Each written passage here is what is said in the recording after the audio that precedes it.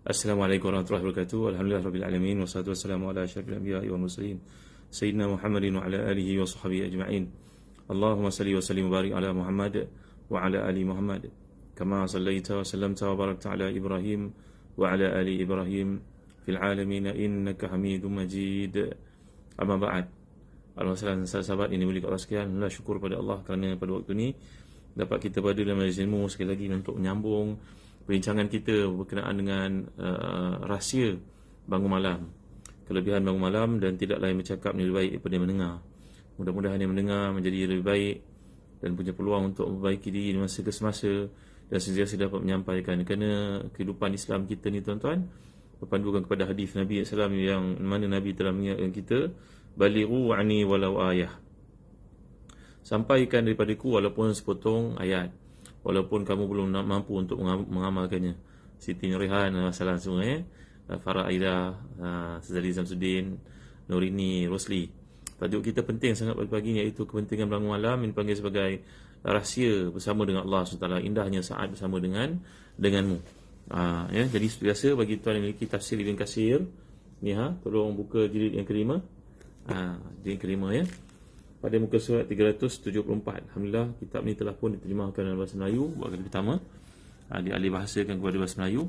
Andai tuan-tuan memiliki peluang untuk memiliki kitab ini, dapatkanlah, kerana ialah peluang untuk menjambatankan diri kita dengan Allah SWT.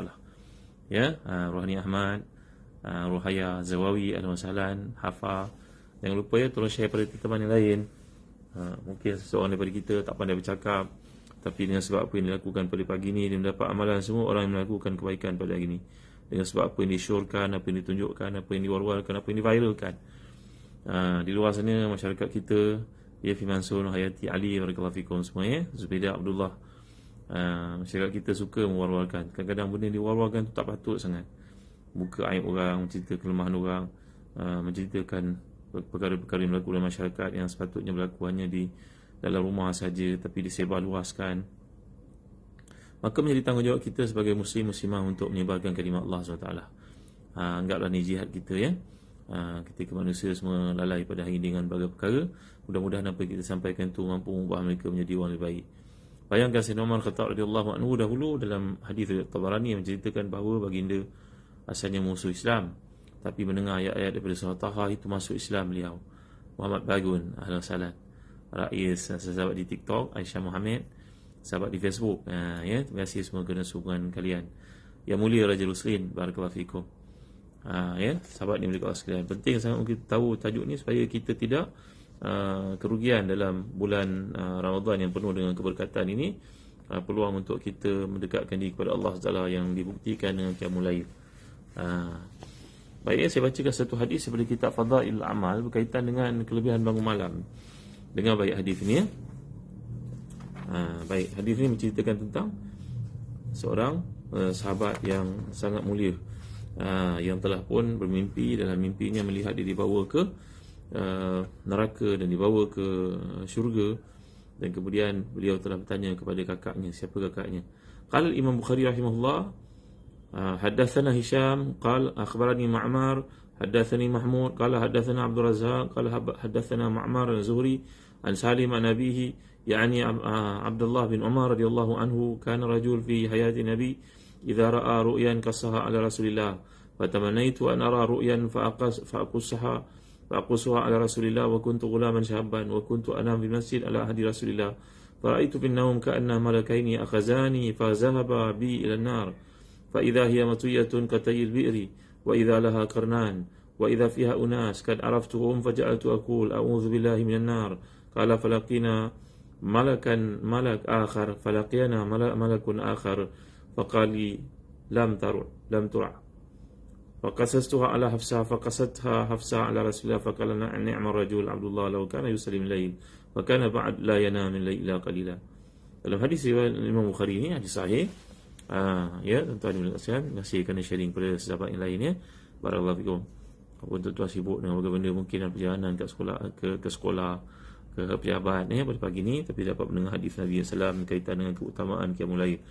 Iaitu seorang sahabat namanya Abdullah bin Umar radhiyallahu anhuma. Abdullah bin Umar ni punya banyak periwayatan hadis, kerana dia merupakan sahabat yang sangat mencintai ilmu.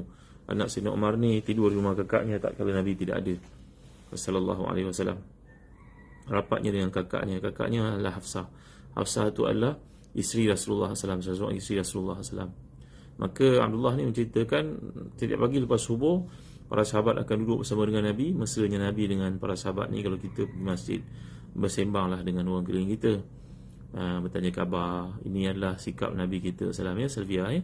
Alhamdulillah, Muhammad, Gaya Nafi, semua yang hadir pada pagi ni. Jadi Nabi bertanya pada para sahabat, ada apa-apa mimpi tak yang boleh aku takwilkan? Kadang-kadang mimpi itu ditakwilkan oleh Abu Bakar. Nabi hadir kat situ. Nabi membiarkan Abu Bakar mentakwilkan mimpi. Makam Abu Bakar ni tinggi sangat, tuan-tuan. Jadi satu hari Abdullah ni, budak kecil ni, berkata pada dirinya, kan baik kalau aku pun ada mimpi, boleh tanya pada Rasulullah SAW. Maka pada hari itu ketika tidur di rumah kakaknya, Rasulullah SAW tidak ada di rumah menemani kakaknya, beliau mimpi, iaitu melihat dalam mimpinya malaikat datang, malaikat lelaki yang tegap, membawanya, memegang tangannya dengan kuat, bawanya pergi ke neraka. Kat neraka tu dia ibarat satu lembah yang dalam, dan ada tempat boleh menutupnya. Tiba-tiba dia melihat neraka tu ada orang yang dikenal, kata Abdullah bin Umar. Jadi tuan-tuan, kemudian dibawa pula oleh malaikat ni pergi ke syurga. Bangun pagi dia dalam keadaan gemetar yang amat sangat. Maka Abdullah ni berkata kepada kakaknya, wahai kakak Hafsah, tanyalah kepada Rasulullah tentang mimpi saya ni. Maka bila kakaknya beritahu kepada Rasulullah SAW, Rasulullah beritahu Abdullah ni seorang budak yang saleh. Kalaulah dia bangun malam, tengok kata-kata Nabi tadi, dia anak yang saleh, kalaulah dia bangun malam. Mulai hari itu Allah tidak pernah meninggalkan qiyamul lailnya. Daripada kecilnya sampailah beliau meninggal dunia, tempoh itu dikatakan lebih 40 tahun, tuan-tuan. Tak pernah tinggal qiyamul lail langsung.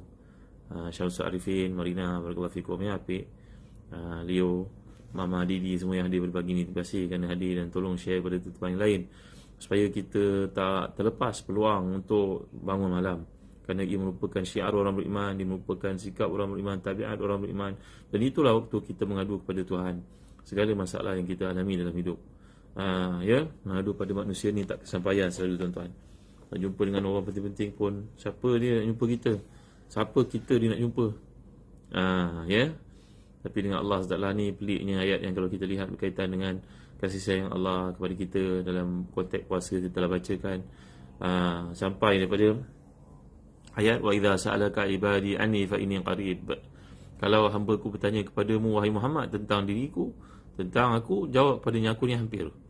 Terbalik, ya, kita nak bertemu dengan manusia, orang-orang penting, punya kedudukan, pangkat dan sebagainya, kita perlu appointment, dia tetap waktu tu.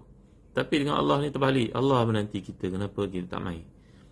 Yang kedah kita tak mai. Nazu Aiza dan salam semua, Gaya Nafi, barakallahu fikum.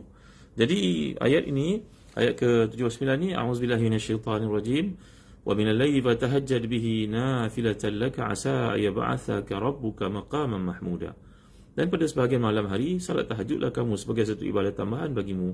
Mudah-mudahan Rabbmu mengangkatmu ke tempat yang terpuji. Ayat ini telah saya ceritakan, fokusnya kalau menuju kepada Rasulullah, ini tempat di akhirat untuk baginda SAW. Tetapi kalau kita lihat laras di surah yang lain, seperti dibincangkan oleh para ulama tafsir macam Al-Qasimi, At-Tabari, Abdul Rahman Sa'di, ya, ada menyatakan bahawa ayat ini juga umum turunnya, bukan untuk Nabi SAW sahaja, bahkan untuk umat baginda SAW juga. Iaitu ayat ni menggesa kita untuk bangun malam supaya Allah meletakkan kita di tempat yang mulia. Saudara, kalau saudara berniaga belum berjaya, bangun malam lah saudara. Kalau saudara ni belum punya jodoh, dah usaha macam-macam belum dapat, bangun malam lah saudara. Kalau saudara ni masih lagi dalam kehidupan ni berpenyakit, sakit, belum pulih, bangun malam lah saudara. Kalau saudara berkahwin belum dapat anak, bangun malam lah saudara. Bangun malam, istighfar, mohon kepada Allah. Kerana maqam Mahmud ini mempunyai kaitan yang rapat dengan kehidupan setiap kita yang punya berbagai-bagai perbezaan dalam hidup dan matlamat dan juga harapan. Macam tu di Nas Imran, Alhamdulillah. Jadi tadabbur kita kepada ayat ini lah ditujukan kepada kita sebenarnya, mesej itu supaya bangun malam. Tolong share tuan-tuan, beritahu teman yang lain, tolong lagi komen. Semangat saya kat sini komen tuan-tuan, doa tuan-tuan dan sebagainya. Ya, ayat 79 surah apa tadi? Surah Al-Isra. Al-Isra. Ya, surah yang berkaitan dengan Isra Mi'raj Nabi kita ke Baitul Maqdis dan kemudian dimi'rajkan ke langit. Ni surah nama Al-Isra. Surah yang tiap-tiap hari Nabi baca sallallahu. Surah Al-Isra ni Nabi baca setiap hari. Ya, Sayyidina Umar Khattab radhiyallahu anhu gemar baca surah ni. Surah Al-Isra ya. Jadi ayat ni tadi menggesa kita untuk bangun malam supaya kita berada di tempat yang terpuji. Tempat terpuji itu berbezalah. Seorang yang target pangkat nak dinaikkan, itu tempat terpuji bagi dia. Seorang yang belum punya pasangan, rasa hidup ni tak sempurna, maka jodoh itu adalah target utama dia. Seorang yang telah berkahwin tapi belum punya anak, maka target dia adalah supaya anak dia punya anak boleh jadi legacy, jadi zuriat yang salihah, mendoakan untuknya sebab kematian, itu targetnya. Jadi setiap kita mempunyai maqam mahmud yang beza-beza. Ya. Ustaz, apa amalan terbaik untuk calon PSPM? Amalan terbaik. Ya, jaga puasa baik, baca Al-Quran, ya. Lagi apa lagi? Cari kerja untuk cari pengalaman. Kemudian bersedialah dalam hidup ni untuk mengalami macam-macam cabaran. Kalau kita letak target dalam hidup kita, nak jadi apa sebenarnya bagi anak-anak lepas SPM ni? Ada yang target nak jadi businessman, ada target nak jadi profesor, ada punya target beza-beza. Jadi lukiskan target kita itu dan kejar target kita itu dengan cara yang betul. Dapatkan nasihat daripada orang yang berkeahlian. Keliling kita ada kakak, abang, saudara, pakcik, makcik, cikgu. Tanya mereka ya, anak-anak lepas SPM tanya. Ya. Baik. SPM lama lagi kan? Baru masuk tahun 5 kan sekarang kan? Oh, yang lepas SPM. Ya, yang lepas SPM. Ya. Barakallahu fikum. Mudahnya baca Al-Quran. Aisyah Muhammad, alhamdulillah ramai ikut pagi ni. Mary join ya, sahabat di Facebook juga. Terima kasih semua atas kehadiran tuan-tuan bersama dengan kami pada hari ini. Wahidah Latif, ya, Muhammad Syukur, Nur Fisha Osman, Ruqyah, Siti Anita, Zuraida, Muhammad Aisyah, Siti Tazila, barakallahu fikum ya. Tazila, apa khabar? Muhammad Aisyah, ya, barakallahu fikum. Jadi ada banyak komen yang diberikan. Saya dah habis PM, ya. Apa amalan? Letak targetnya, letak target apa nak buat, apa target dalam hidup kita, mesti ada lukis kemas-kemas. Tunjukkan pada ayah ibu kita dan minta bantuan mereka untuk mendoakan kita. Ustaz ambil SPM 40 tahun lalu. Lepas SPM ni minta doa ayah ni penting lah, doa ibu kemudian letaklah dalam hidup kita target nak jadi apa. Kemudian kejarlah target kita. Usahakan dengan cara yang betul, bersabar di atas kesusahan. Walaupun bekerja dekat kedai runcit, kena angkat ikan, potong ikan, hantar dan sebagainya. Ustaz pernah buat benda tu. Ya. Baik. InsyaAllah nanti kita ada sesi untuk bincang prospek masa depan dengan anak-anak. InsyaAllah anak-anak menangkan ada juga anak-anak yang turut serta. Jadi semalam saya dah ceritakan kepada tuan-tuan tentang petua, langkah-langkah untuk memulihkan kita qiyamul lail. Contohnya semalam yang ke-7 saya cerita kepada tuan-tuan tentang tidur ni mesti awal waktu malam. Kalau lepas tarawih tu lebih kurang pukul 11 tidur terus, jangan makan-makan lagi. Nak makan buah saja. Mudah-mudahan dihadamkan makanan yang telah kita ambil masa buka puasa.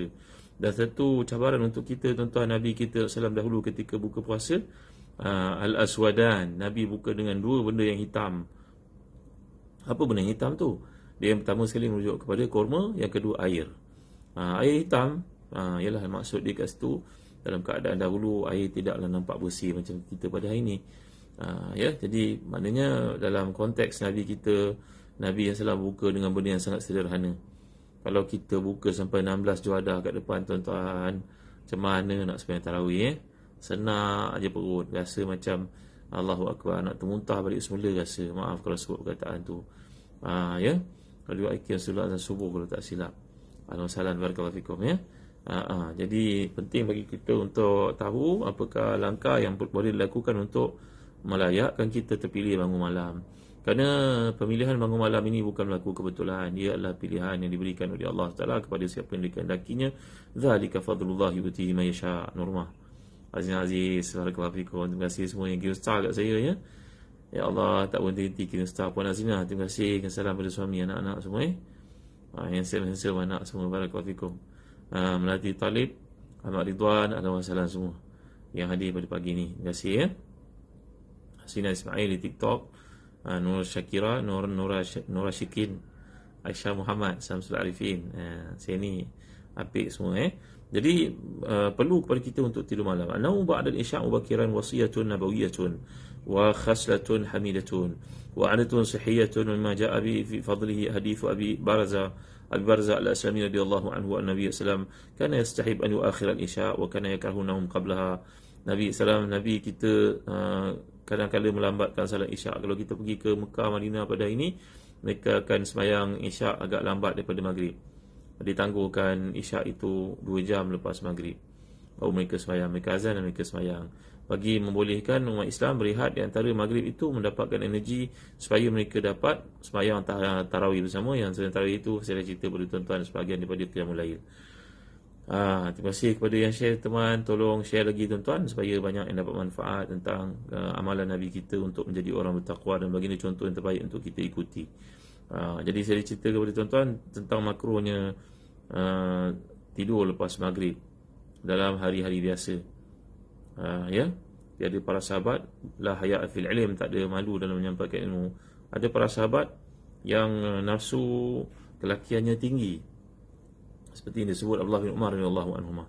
Abdullah bin Umar ni berbuka puasa saja, kemudian terus mendatangi isterinya. Ini bergantung pada masing-masing lah. Dan saya terang tadi, di Mekah, di Madinah, mereka menangguhkan salat isyak itu agak lambat berbanding dengan maghrib. Jadi ada 2 jam di antara maghrib isyak itu untuk berehat dan sebagainya. Tapi pada waktu-waktu kebiasaan, selain daripada Ramadan, dilarang kita untuk tidur lepas maghrib. Kerana tidur lepas maghrib itu boleh mengakibatkan salat isyak kita mungkin terlepas. Kalau penat macam mana sekalipun, apa yang diamalkan Nabi kita salam itu melambatkan salat isyak untuk tujuan berehat, bukan tidur, dan kemudian nanti lepas isyak terus tidur. Ya, alhamdulillah semua sahabat yang dimuliakan Allah sekalian. Terima kasih atas sokongan kalian. Baik, Yuhiza Yusuf, Umarus, teringat tafsir ya. Barakallahu fikum. Ya, mudah-mudahan saya dapat menyampaikan tafsir semula. Mudah-mudahan Allah beri kekuatan kepada kita semua untuk menyampaikan ilmu. Saya bukanlah orang alim tuan-tuan, hanyalah ada sedikit ilmu untuk kongsi-kongsi ya. Baik, yang ke-8, perkara yang boleh menyebabkan seseorang itu bangun malam, iaitu al-hirsu ala naumatil qailula bin nahar. Dalam wasiat Imam Ghazali dan kitabnya Ihya Ulumuddin, iaitu Nabi kita mengamalkan tidur sebelum zuhur ataupun selepasnya. Wa an-naum qabla zuhur atau ba'dahu. Ini sembahyang kita sebelum memulai Syarifah Syafiqah. Assalamualaikum. Ashraf, Tulib, At-Tamis, alhamdulillah, syukur semua. Ini Rabi'ah, Assalamualaikum, Umarus. Jadi Nabi SAW sangat bersungguh-sungguh dalam bab ni, panggil hirs. Hirs ni maknanya bersungguh-sungguh. Maknanya Nabi tidak akan tinggalkan tidur tengah hari ni, barangkali setengah jam sebelum zuhur ataupun setengah jam lepas zuhur. Mana satu yang sempat lah. Kalau tak sempat sebelum zuhur, nanti Nabi akan tidur selepas zuhur. Lalu Nabi telah pesan, qilu fa inna syayatin la taqil. Rawahu Tabarani di sanadin sahih. Dalam hadis Tabarani dengan sanad yang sahih, Nabi bersabda bahawa tidurlah tengah hari. Kerana tidur tengah hari itu adalah amalan Nabi dan dia sangat dibenci oleh syaitan. Syaitan tak suka tidur tengah hari. Bagi kita apalah bezanya suka tak suka. Ini bukan masalah suka tak suka syaitan. Ia adalah amalan Nabi kita sallallahu alaihi wasallam. Jadi galakkan diri kita untuk tidur. Rajin-rajin diri kita tidur tengah hari. Di waktu rehat, di pejabat ramai individu yang telah mengamalkan tutup lampu, tak ada tempat pun baring bawah meja, kat tempat kursi. Bahkan Jepun, negara Jepun yang maju itu pun telah mengkaji dan mendapati power nap ni, tidur yang tengah hari ni walaupun 15 minit, 10 minit, mampu menjadikan ketegangan dalam saraf kita dielakkan, mampu menyebabkan seorang tu selamat daripada darah tinggi, selamat daripada penyakit-penyakit jantung dan sebagainya. Assalamualaikum nama Ridwan, barakallahu fikum. Ya, Saria Rufin, Muhammad, Rina Zamri, Saria Rufin, alhamdulillah, syukur pada Allah ya. Mudah-mudahan kerja kita menyokong kuliah ilmu ni, siapa saja menyampaikannya di kalangan para ustaz, asatizah, merupakan usaha kita untuk menunjuk, mengajak orang kepada kebaikan, insya-Allah ya. Qala Ishaq bin Abdullah, al-qaila min amali ahli khair wa hiya majamatun lil fuad maqwatun ala qiyamil lail. Berkata Ishaq bin Abdullah, seorang ulama tabi'in yang terkemuka, orang yang bangun, orang yang tidur tengah hari ini adalah di kalangan ahlul khair. Ahlul khair, kita kalau kat negara Arab, kalau orang baik ni kita panggil ahlul khair, ahli kebaikan. Buku ni ciptakan infak ahlul khair. Ini buku puasa ni ditaja oleh ahlul khair. Macam kita sebut, orang Melayu sebut hamba Allah lah. Di antara amalan hamba Allah, orang-orang yang suka kebaikan adalah tidur tengah hari. Dan dia merupakan satu perkara yang mendatangkan kekuatan pada tubuh badan dan bantu kita untuk qiyamul lail, kata mereka. Wa marra al-Hasan al-Basri biqaumin fi as-suq fi wasat an-nahar far'a sakhbahum wa dhajjahum faqala ama yaqilu haula. Faqila la faqala inni la ara lailahum laila su'in. Satu hari Hasan Basri ni tabi'i yang terkemuka ni lalu dekat kawasan pasar, dan lihat kawasan pasar ni Razlin, ni Marina, Mama Didi semua, sahabat di Facebook dan juga di Insta, sahabat di TikTok. Maka Hasan Basri melihat orang berniaga tentu sibuk kan tengah hari. Lepas 2 ke 3, okey ke Ustaz? Boleh tidur. Yang penting kita tidur sebelum asar. Bergantung kepada keperluan kita. Barakallahu fikum. Allah salam semua. Lihatlah apa yang disampaikannya, lihat pada orangnya. Jadi dalam kata-kata Hasan Basri, bila melihat orang semua sibuk berniaga tengah hari kat pasar, bayangkan orang semua mencari perniagaan, peluang, istiramlah, Aziz dan Ahmad. Maka Hasan Basri mengatakan, "Kenapa kamu tak tidur tengah hari?" Mereka kata, mana sempat Tuan Guru, kami sibuk berniaga. Maka jawapan Hasan Basri, "Inilah ara lailahum laila su'in." Aku mendapati malam mereka malam yang buruk. Apa maksud malam yang buruk? Malam yang tidak ada qiyam padanya. Jadi bahaya untuk orang yang tidak tidur tengah hari. Mereka ni susah nak dapat kelebihan qiyamul lail. Saya dah tekankan tadi, tidur ni bukan semestinya 2 jam, 3 jam. Lepas tu tengah hari tidur tak masuk office. Kita ni orang penting ke office. Dah duduk terbagi apa ni, qailullah. Salah tu. Qailullah ni bukan maknanya 2-3 jam. 20 minit pun dah cukup, 10 minit pun dah cukup. Janganlah masa nak tidur tu sibuk kena baca media sosial dan sebagainya. Lalai lah, hilang, mengantuk. Kan dikatakan bahawa cahaya pada skrin kita ni boleh mengakibatkan hilang mengantuk kan. Waktu malam pun kalau duduk tengok skrin tu, engkau duduk tengok je skrin, bila nak tidurnya. Lama isi pun cakap, tak apalah, tidur je dengan telefon tu. Jadi tuan-tuan, kalau kita tahu waktu nak tidur ni, jauhkan diri kita dari telefon, jauhkan benda yang distract kita. Jadikan betul-betul kita nak tidur, ya Allah, aku nak berehat hari ni. Allahumma gharatin nujum wa hadatil uyun wa anta hayyun qayyum la ta'khuzuka sinatun wa la naum. Allahumma ya hayyun qayyum anim ainaya wa ahli naumi. Dalam kisah yang dikemukakan para sahabat mengadu kepada Nabi tentang sukar tidur malam, maka Nabi telah mengajar doa itu. Kita pun boleh baca waktu siang, pesan para ulama. Allahumma gharatin nujum wa hadatil uyun wa anta hayyun qayyum la ta'khuzuka sinatun wa la naum. Allahumma ya hayyun qayyum anim ainaya wa ahli naumi. Ni doa untuk kita baca ketika malam tak boleh tidur ataupun siang. Atau baca untuk anak-anak kita, ada tukarkanlah, ada variasi pada dhamirnya. Siapa yang nak doa ni masuk dekat Telegram sahabat Ustaz Hazan, InsyaAllah akan diupdatekan doa ni oleh sahabat saya yang salih, yang salihah kat situ. Tolong siapa yang nak doa ni, nak sebarkan, nak amalkan doa untuk boleh tidur pada waktu malam atau waktu siang, kalau kita ni jenis sukar nak tidur malam. Ada doa yang Nabi anjurkan sallallahu alaihi wasallam. Baik, lagi perkara yang boleh mengakibatkan seseorang itu tidak dapat bangun malam, ataupun dalam kata lain, seorang yang dapat bangun malam, kelebihan bangun malam itu disebabkan dia ijtinab kathratil akli wa syurbi. Dia mengelakkan makan yang berlebihan. Saya dah sebutkan tadi bahawa Nabi kita SAW, Husna wa Ziyadah, Ahmad Hashim, Ita Harun, Nabi kita SAW, Nabi hanya berbuka Nabi hanya berbuka dengan 2 benda saja. Korma dengan air. Korma dengan air. Masya Allah, la quwwata illa billah, la haula quwwata illa billah. Korma dengan air sahaja. Sallallahu alaihi wasallam.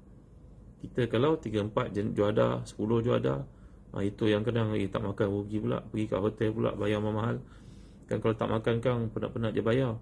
Anggap je lah, dah pergi hotel tu, kita tak makan banyak pun sedekah dekat orang lain. Kenapa? Kerana rugi.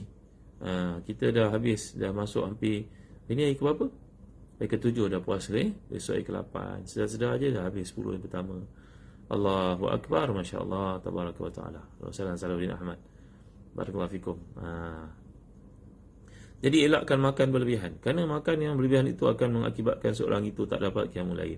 Wa tahulu bainahu wa bainaka kama jaa fi hadits Miqdam bin Ma'di Yakrub radhiyallahu anhu, an-nabiy sallallahu alaihi wasallam qala ma mala'a adamiyyun wi'an syarran min batnihi hasab ada ibn adam luqaymat yuqimna sulbahu fa in kana la muhalafa sulusun li ta'amihi wa sulusun syarabihi wa sulusun li nafsihi rawahu Tirmizi wa Ibn Majah fi bi sanadin sahih. Iaitu kalau kita terpaksa makan, makanlah. Nak makan sangat pun makanlah, sekadar satu yang boleh memberi kita kekuatan, sepertiga makanan, sepertiga minuman, sepertiga untuk nafas. Jangan berlebihan. Bila berlebihan, akibatnya akan menyebabkan badan kita mengantuk, lemah, penat, lemau. Jadi yang ke-8 ya. Kata Imam Ghazali, perkara yang bolehkan kita bangun malam adalah mujahadatun nafsi alal qiyam. Kita mesti lawan diri kita untuk nafsu yang ada dalam diri kita. Kalau perkataan jihad itu melawan musuh yang nampak. Tapi bila mujahadah lawan nafsu dalam diri. Seperti hadis mauquf, ketika pulangnya para sahabat dari perang Badar, mereka menang, maka mereka berkata, raja'na min al-jihadil asghar ila jihadil akbar. Kami pulang dari dari jihad yang kecil kepada jihad yang besar. Apa maksudnya? Perang lawan musuh tu jihad kecil, wahai para sahabat. Ya, maksudnya lawan musuh tu semua orang boleh tampil. Tapi tang lawan selimut, kesejukan malam, buka aircon pula macam kat kutub utara. Kan? Duduk pula tidur, tilam pula empuk harga beribu-ribu. Nampak tuan-tuan, mulalah kita tewas. Ya, Rasulullah tu tidur di atas tikar mengkuang. Kita cerita tikar korma saja. Macam kita tikar mengkuang. Semalam saya bacakan hadis. Sayyidina Umar menangis melihat Nabi macam tu gayanya. Nabi telah menyatakan, apa engkau tidak redha wahai Umar, dunia ini bagi mereka yang kau katakan tadi, kau describekan pemimpin dunia tu tidurnya enak, ada kawalan, rumahnya besar. Aku macam ni je, kau masa sedih. Jangan sedih wahai Umar. Dunia ni untuk mereka, akhirat tu untuk kita. Ya. Jadi apa yang boleh kita perhatikan dari sudut amalan Nabi kita sallallahu alaihi wasallam adalah lawan jihad nafsu. Kita mungkin mempunyai bagai-bagai kemampuan untuk melawan musuh, tapi melawan diri sendiri nafsu memang benda yang sangat payah. Dia boleh angkat angkat besi yang berat tu, nak bagi cantik badan ototnya, bagi nampak. Niat kena betul kan tahu. Kalau buat nak menunjuk pada orang tak ada faedah.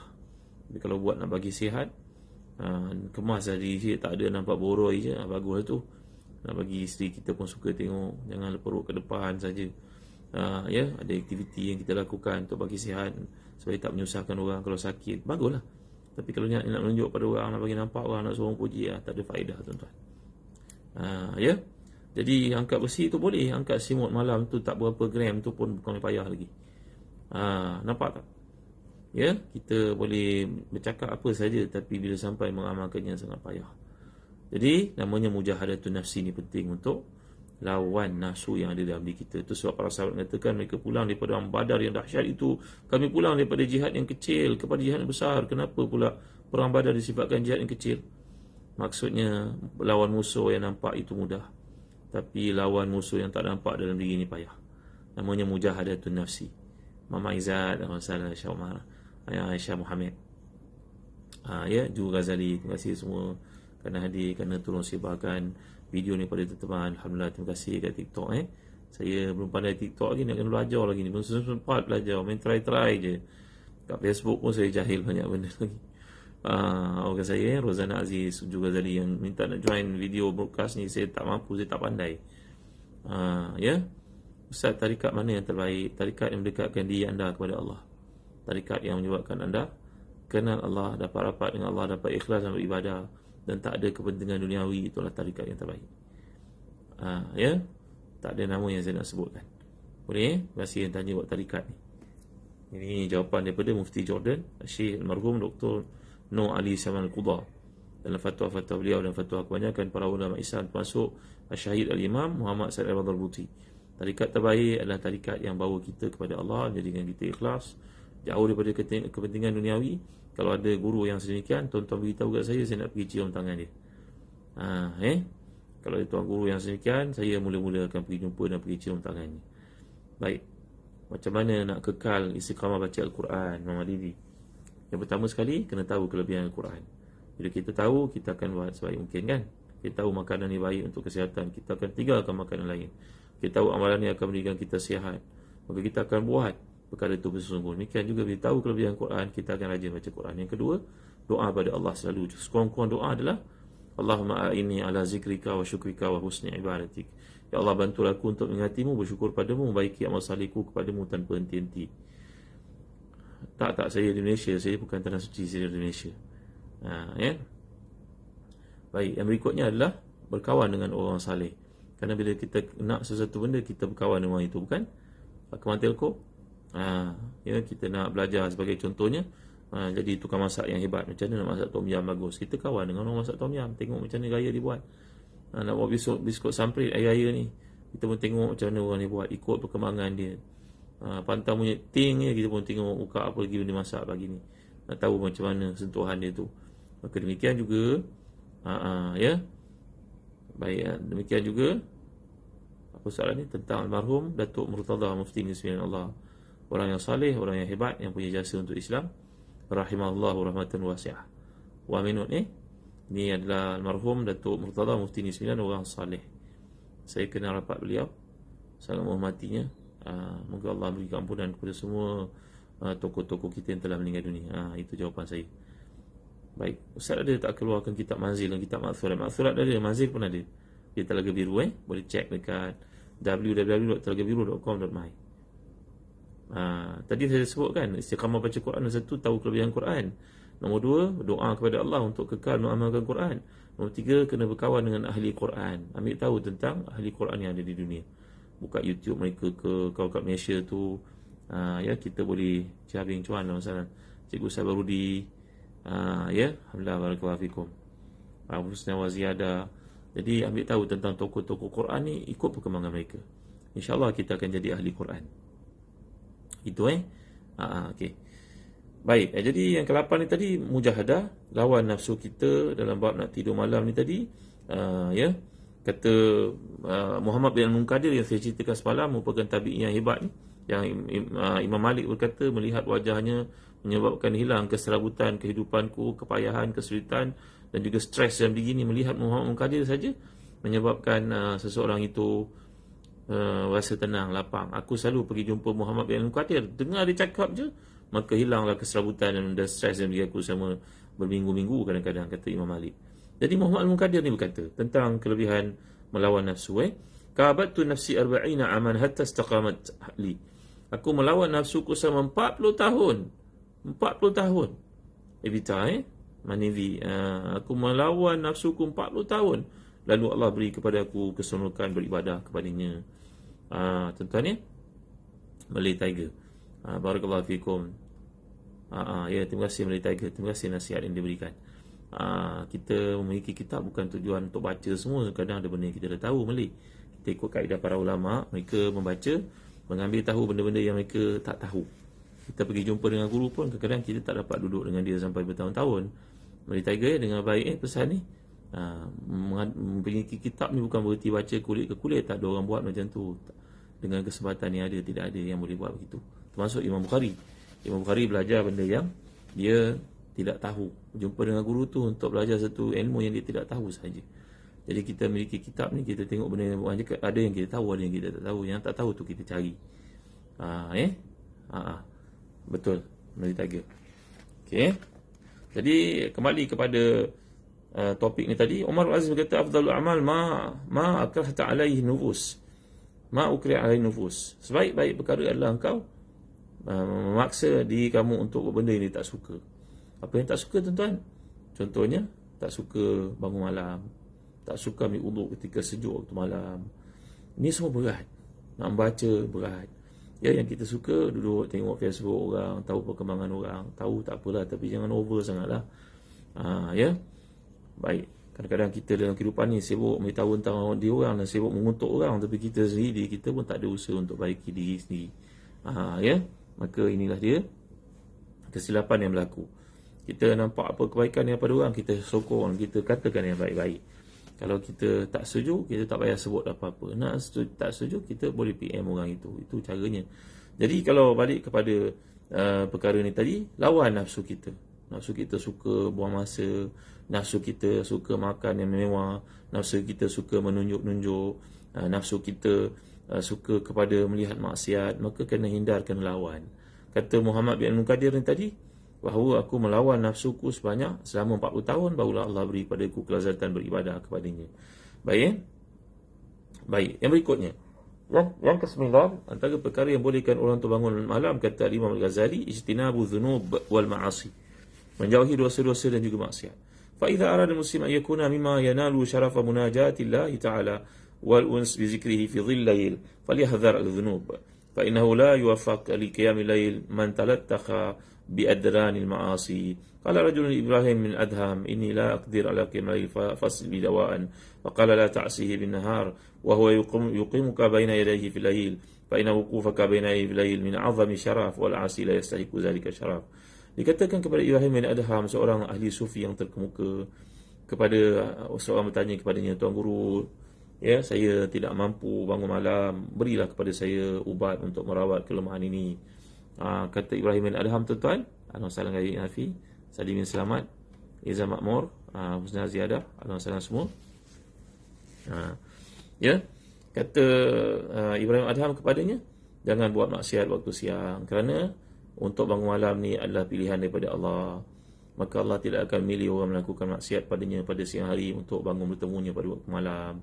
Macam saya cerita pada tuan-tuan lah, dalam kehidupan ni, walillahil masalul a'la, Allah tidak layak disamakan dengan makhluk pada hari ini. Tak layak disamakan dengan siapa pun pada hari ini. Allah SWT adalah Tuhan yang menjadikan segala-galanya. Segala sifat terpuji milik Allah. Tapi kita bagi contoh, bagi faham. Iaitulah kalau kita ni dapat undangan orang yang penting untuk hadir rumah anaknya kahwin, hadir ke tempatnya, ada peristiwa besar, ada sambutan tertentu, hari jadinya sebagai contoh, wah gembira dengan palang lagi, kita tunjuk dalam Facebook, Insta sebagainya, aku dijemput, aku orang penting, itulah maksudnya. Ya, bayangkan kita dijemput oleh Allah yang memiliki langit dan bumi dan segala-galanya, semuanya berada dalam ketetapannya. Innama amruhu idza arada syai'an yaqulu lahu kun fayakun.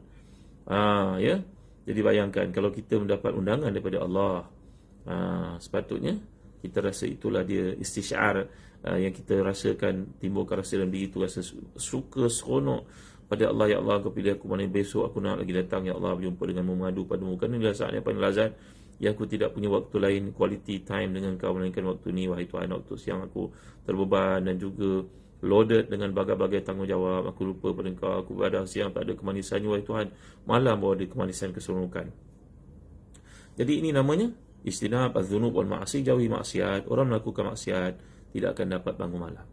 Maksiat kita boleh ringkaskan kata Imam Ghazali dalam Al-Bidayah wa Nihayah, berlaku masuk mata melihat yang haram, lidah bercakap yang haram, tangan pegang yang haram, ni menyentuh benda-benda haram, mengviralkan benda yang haram. Nampak tak Ismail Husrani? Ya, dengar benda yang baik tak nak pula sebarkan, tapi benda maksiat tu, benda-benda yang tak betul tu cepat je panjangkan. Ini kekurangan dia yang kita kena atasi. Perut makan benda yang syubhat, haram. Kaki melangkah pergi tempat yang haram. Ya, dah tak ada kerja pada pagi Sabtu Ahad tu kan baik, ajak keluarga pergi ke masjid, kemaskan masjid, bersihkan tandas ke. Dia pergi berjalan dekat mall, ke hulu, ke hilir, ke hulu, ke hilir, tengok maksiat sana sini, kan? Dengar pula lagu raya lagi sebulan, lagi 3 minggu, tapi dah macam-macam lagu-lagu raya dimainkan. Kita pun jadi syok semacam je. Baju dah beli pun pergi beli lagi. Siapa suruh pergi ke pasar raya waktu-waktu sekarang? Takkah kita terpedaya dengan pendekatan strategik marketing yang mereka lakukan?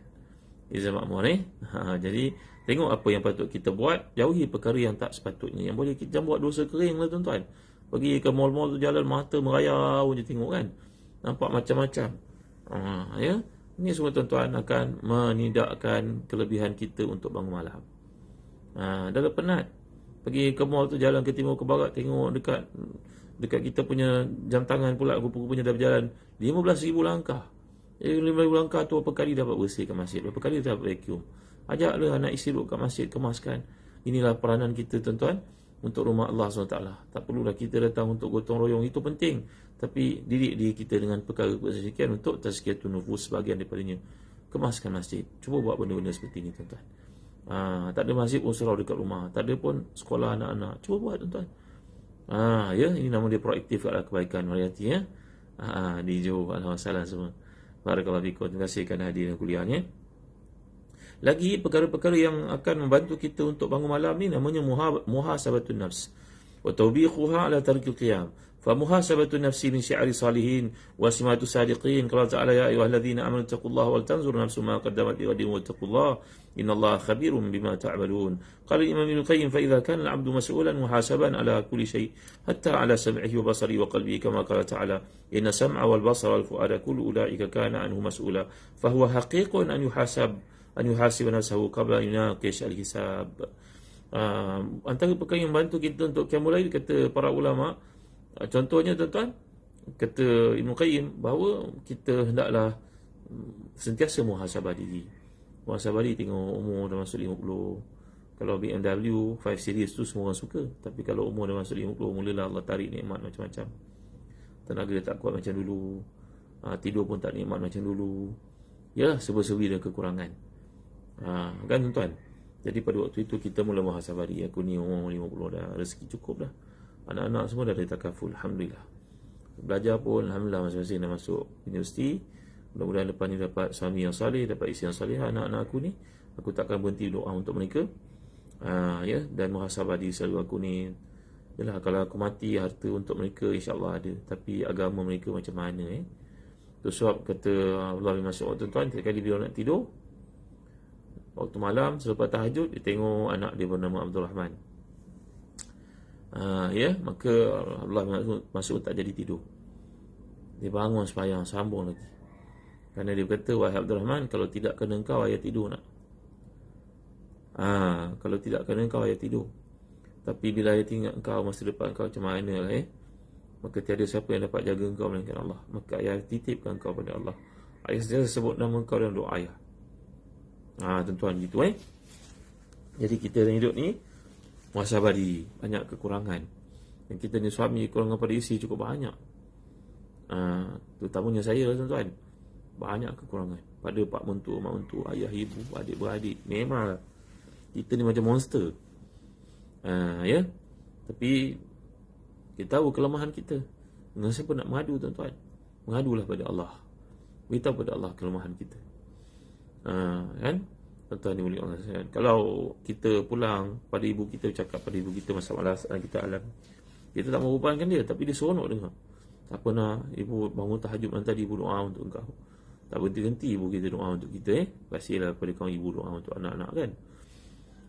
Kalau ibu kita suka dengar luahan masalah kita walaupun dia tak boleh selesaikan, Allah SWT lebih suka dengar masalah kita dan dia mampu selesaikan. Boleh tak qada salat sunat sebelum subuh, Rasulullah kau tinggal? Ya, dia boleh. Nabi kita SAW diberitahu tentang seorang sahabat yang sembahyang lepas subuh, sedangkan lepas subuh tu haram. Lepas subuh haram sembahyang. Di Madinah baik, di Malaysia baik. Cuma di masih haram. Mekah saja tiada waktu pengharaman sembahyang kan. Ya. Maka Nabi dikabarkan ada seorang sahabat lepas subuh dia sembahyang sunat. Dia sembahyang 2 rakaat. Maka perkara diangkat kepada Nabi, dilaporkan kepada Nabi, Nabi panggil dia. Kau apa kau sembahyang lepas subuh ni? Jawab, tanya Nabi. Dia berkata, Rasulullah, saya tinggal sembahyang sebelum sunat sebelum subuh. Dan saya dengar daripada Rasulullah, sembahyang sunat sebelum subuh itu lebih baik pada dunia seisi kandungnya. Maka Nabi berdiam. Sallallahu alaihi wasallam. Menunjukkan diamnya Nabi itu ikrar, membolehkan untuk sembahyang lepas subuh bagi tujuan qada sembahyang sunat sebelumnya yang kita tidak dapat buat pada waktunya itu. Mungkin seseorang kita pergi ke masjid, imam dah sembahyang, qamat dah diiqamah untuk salat, maka kita sembahyang. Ya, bersama dengan imam tak sempat salat sunat sebelum subuh, maka kita boleh qada salat sunat sebelum subuh tu. Baik, gitu maksudnya. Jadi kita muhasabah di kita selalu atas kekurangan yang berlaku dan minta kepada Allah penambahbaikan diri. Hanya Allah yang mampu buat untuk kita. Allah yang buka pintu hati manusia. Allah menjadikan kita orang lebih baik daripada sebelumnya. Jadi jangan berhenti daripada minta kerana Allah tidak penat untuk memberi. Itu falsafah kita pagi ni. Jangan penat untuk minta kerana dia tidak pernah penat memberi. Ya, wa ataakum min kulli ma sa'altum. Allah tidak pernah penat beri pada kamu apa yang kamu minta. Kalau setiap kita daripada manusia pertama hingga terakhir, daripada Nabi Adam sampai manusia terakhir sekali, beri satu tempat minta pada Allah semua hajat dan Allah penuhi semua tanpa dikecualikan. Tidak akan mengurangkan khazanah Allah Taala ni, melainkan benang dicelupkan lautan yang melekat pada benang itu diberi kepada mereka. Lautan yang tinggal yang luas, yang banyak airnya, itu masih lagi milik Allah, kekal. Segala khazanah milik Allah. Allah tidak beri pada kita bukan sebab dia tidak mampu, tapi kerana kita belum mampu untuk menggalas tanggungjawab itu. Kita belum mampu untuk menguruskannya. Ya, maka Allah tidak beri pada kita benda yang kita minta. Seumpama seorang anak minta kepada ayahnya agar diberikan motosikal superbike, umurnya baru 12 tahun lepas PSR, lepas apa dipanggil, periksaan darjah 6. Ya, kita mampu belikan untuknya, kita punya wang, tapi kita tak mampu, kita tahu anak kita tak mampu menguruskan motosikal ni. Ya, mungkin dengan bau begitu laju boleh bahayakan nyawanya, maka kita pun hold. Bukan tujuan kita tak mampu, tapi kita tak mahu dan tahu dia belum mampu untuk menguruskan dirinya. Maka demikianlah kita minta pada Allah. Anggaplah kita masih belum mampu menguruskan hajat yang kita minta tu, maka Allah belum laksanakan tujuannya untuk kebaikan kita juga sebenarnya. Jangan pernah minta ya tuan-tuan ni.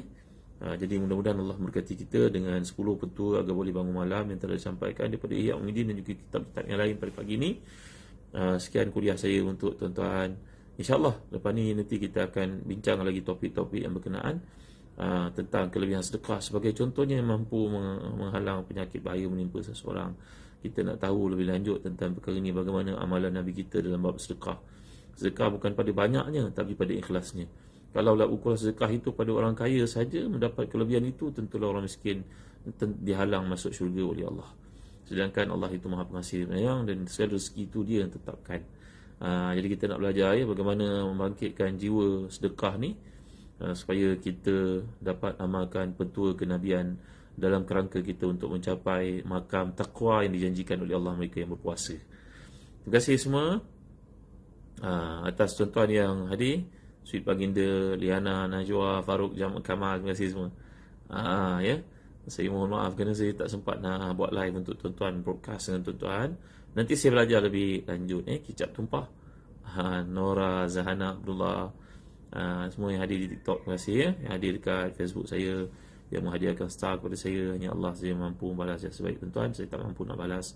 Saya doa untuk tuan-tuan kebaikan. Nabi menyatakan kalau orang baik pada kamu, balas dia. Kalau tak mau balas, ucapkan jazakumullahu khairan. Saya ucapkan kepada tuan-tuan, jazakumullahu khairan.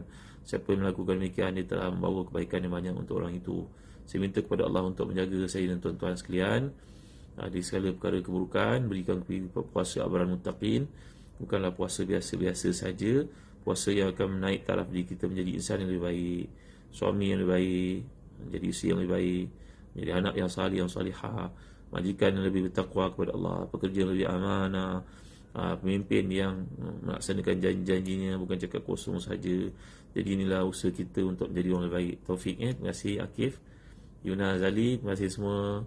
Terima kasih Abu Pres, terima kasih di Jokin, terima kasih Longfish Hunter, terima kasih semua yang hadir. Umi Madinah, Nur Adilah, Ida Sauda, Rashid Razak, terima kasih Rashidah, ya betul. Gainafi, Siti Nur Aini, Nur Manor, terima kasih semua. Sallallahu alaihi wasallam Muhammad wa ala alihi wasallam. Alhamdulillah. Amin. Allahumma zidna wa la tanqusna wa akrimna wa la tuhina wa atina wa la tahrimna wa asirna wa la tu'sir alaina wa ridina wa ridana. Allahumma ati nufusana taqwaha wa zakkiha anta khairu man zakkaha anta waliyuha wa nabiyuha ya arhamar rahimin. Rabbana atina fid dunya hasanah wa fil akhirati hasanah wa qina adzaban nar. Allahumma a'inna ala dzikrika wa syukrika wa husni ibadatik. Allahumma ja'alna muqimis salah wa min dhurriyyatina rabbana wa taqabbal du'ana. Rabbana atina fid dunya hasanah wa fil akhirati hasanah wa qina adzaban nar. Sallallahu ala sayyidina Muhammad wa ala alihi wa sahbihi wa sallam. Alhamdulillah. Amin. Terima kasih tuan-tuan. Jangan lupa share video ni kepada sahabat kita yang lain tahu. Moga kita menjadi orang menyebarkan kebaikan pada ini. Kalau kita belum mampu untuk melakukannya, jangan putus asa pada rahmat Allah. Bagi tuan yang memiliki yang berpeluang untuk dapatkan tafsir Ibn Katsir, boleh dapatkan daripada Telaga Biru ataupun daripada dropshipper kita Ustazah Umi Fatih. Tuan boleh request dekat Telegram sahabat Ustazah Azan. Ustazah Umi Fatih ada kat situ. Boleh minta daripada beliau. Kerana tafsir ni penting sangat dalam hidup kita. Dan Allah telah terjemahkan ke dalam bahasa Melayu kita. Boleh kita hadiahkan untuk diri kita, untuk keluarga kita, untuk sekolah anak kita yang kita sayangi. Ya, untuk masjid dekat tempat kita boleh baca Tuan Imam lepas semayang. Mudah saja baca tafsir ni.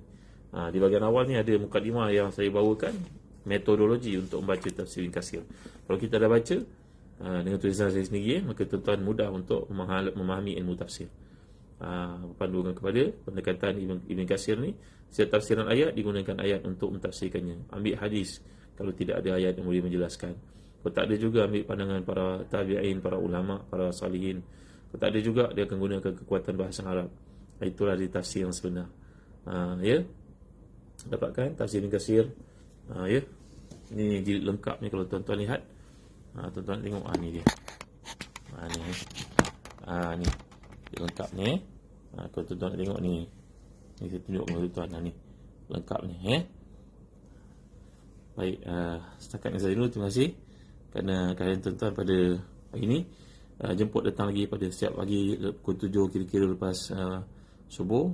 InsyaAllah kita akan ada kuliah ni sampai ke hari raya. InsyaAllah doakan saya tuan-tuan. Terima kasih semua. Assalamualaikum warahmatullahi wabarakatuh. Terima kasih Farid Misbah. Terima kasih Ummu Humaira, Amirah Rashid. Terima kasih Faqib Allah, Abu Pres, M. Faiz. Terima kasih semua. Yuna Azali. Terima kasih. Ya. Terima kasih semua atas komen-komen yang diberikan, star yang dihadiahkan kepada saya, Hasimah Yusof, Hasimah Musa, Zaidah Abdul Aziz. Terima kasih semuanya. Terima kasih. Jumpa lagi. Assalamualaikum warahmatullahi wabarakatuh.